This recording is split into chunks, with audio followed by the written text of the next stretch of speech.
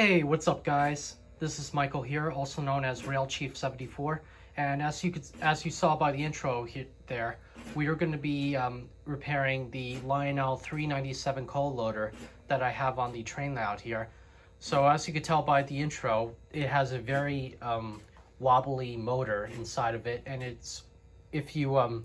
when I had the shell on top of the motor, it was scratching up against the shell and it was starting to smoke pretty badly. So we really don't want that while we're running this on the layout. So we're going to be taking this over to the test bench and trying to tighten the motor, and hopefully it won't be wobbling once I put everything back together. So without further ado, let's get started.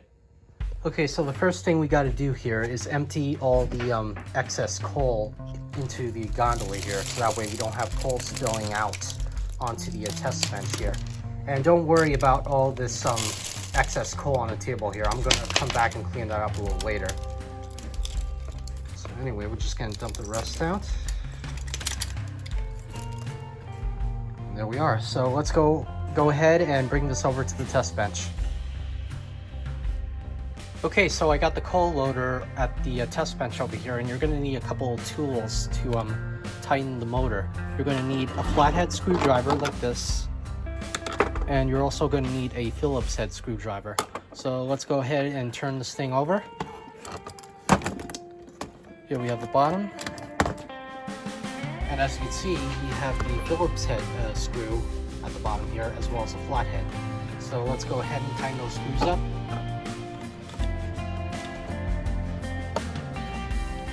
And you want to make sure that they're on like really tight, because you don't want this motor loosening the screws while you're operating it on the layout. This one you can definitely tighten a lot. And don't be afraid to put a little bit of elbow grease into this. So there we go. Okay, so now I'm just going to open up the armature here and clean out the motor. And I'm also going to be cleaning the base here as well when I'm done.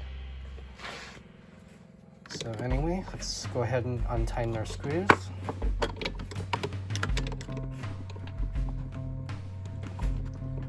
And just bear with me while I'm doing this, because it's very it gets a little hard just untightening the screws while I have the camera in my hand here. So thank you guys for your patience. Okay,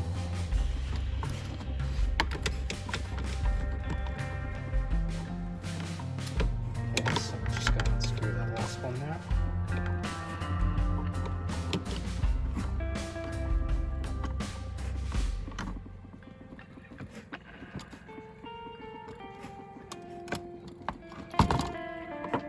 There we go.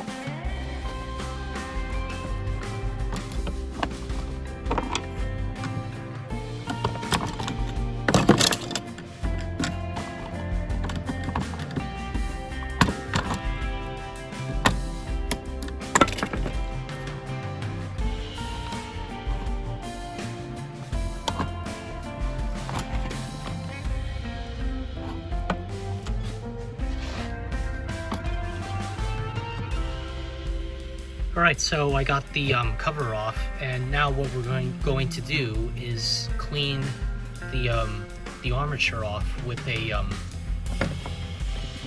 wet wipe, and we're also going to clean the brushes as well. So let me go get the wipes over here, and I'll be back in just a minute.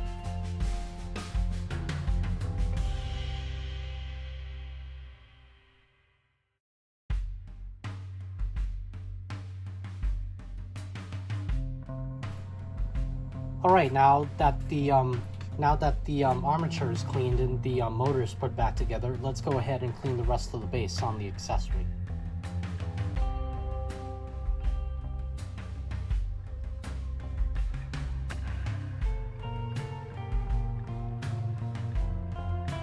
Alright, so now that we got the tray out of the accessory, what we're going to be doing is cleaning out the tray just by using a plain old toothbrush and a little bit of soap and water. And you want to make sure you be careful not to scratch or brush the tray too hard, because we don't want to scratch the paint on the tray and ruin the value of the accessory. So I'm just going to take my time, cleaning the tray out. So let's just turn on the faucet here and let's get cleaning.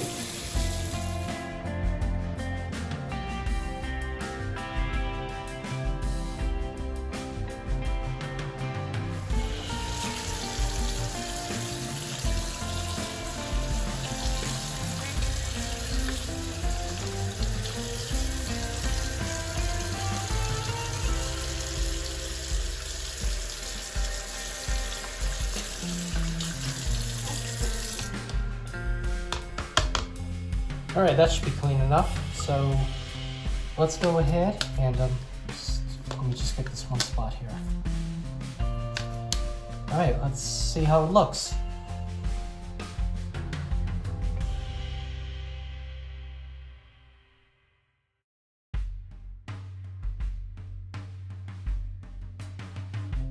All right. As you can see, it looks pretty much brand new. It looks like it just came out of the factory just yesterday.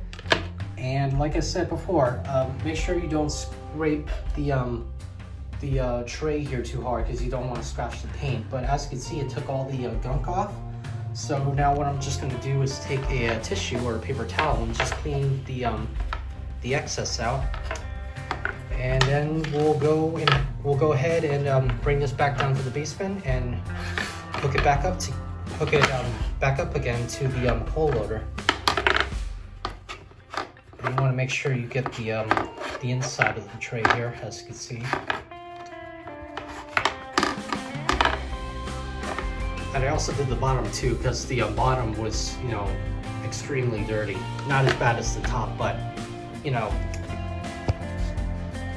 still came out good nonetheless. So anyway, let's go back downstairs and hook this back up to the coal loader. One last thing before we head down to the basement.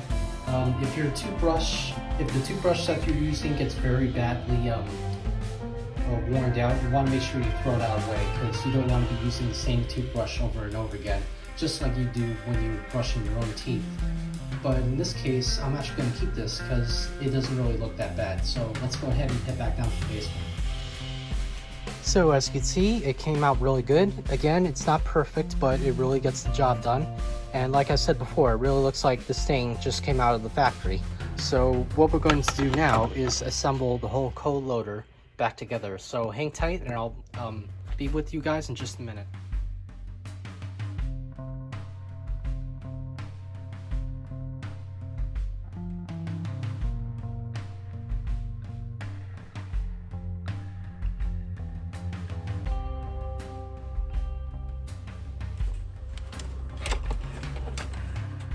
All right, so we got the coal loader back together again. Now, we're not technically done yet, so the last couple of things we got to do is hook up the spring to the tray here, and we also got to put the shell back onto the motor here. So let's get started on doing that. Okay, so here we got the coal loader back together, and we need to get the spring attached to the tray here. So what we're going to do is take a pair of needle nose pliers here and go inside the hatch here, as you can see. And then with a good grip, actually better yet, let's take this thing off for a minute, so that way it'll be easier for us to get inside. There we go. Alright, so what we're going to do is go inside the hatch here, grab the spring using the pliers, and then gently grabbing the hook and putting it into this hole here, just like that. So let me just zoom in for a minute, so that way you guys can see what I'm talking about. So there's the spring, and there's the hole that you got to put the hook in. And you want to make sure that you take your time doing this, because you don't want to rush. Because like the old saying goes, if you rush, you make mistakes. So we don't really want that. But anyway, let's go ahead and put the stand back on. Again, just taking our time, not rushing.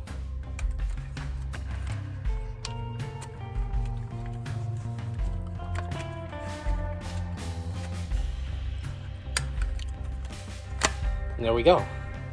So now let's go ahead and resolder one of the wires to the motor here, and then we'll put the shell back on, and then we'll go ahead and put this the accessory back on the train table.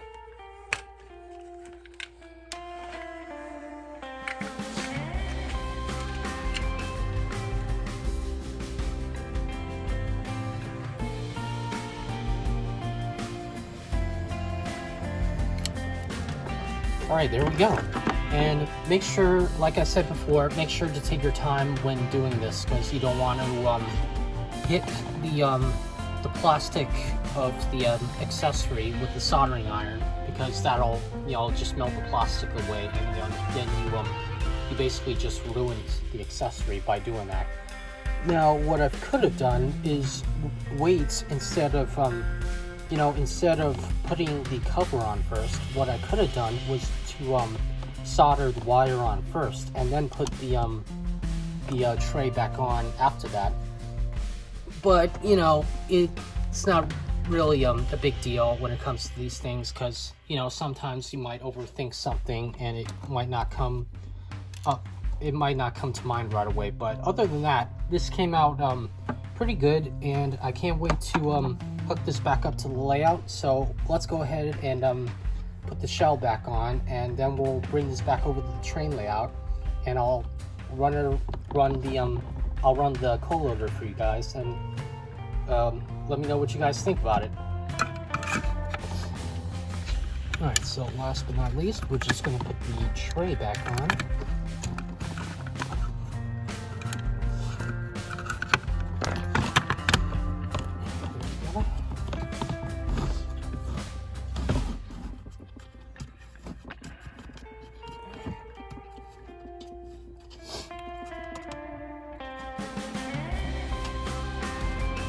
Okay, so let's go ahead and bring this baby back on over to the train table.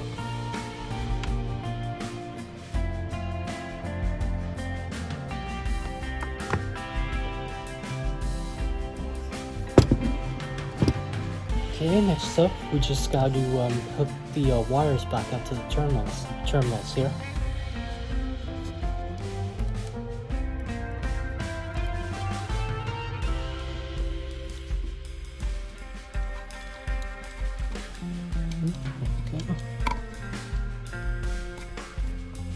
Alright, so I got the coal loader hooked back up to the train layout here.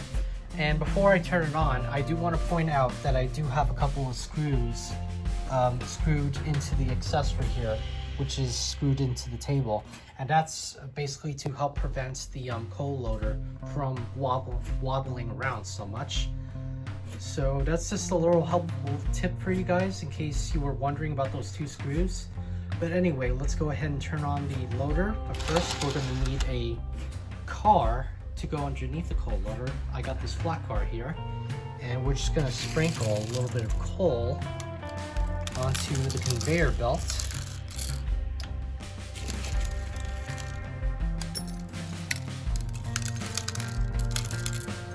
Just like that. And let's go ahead and turn on the power here.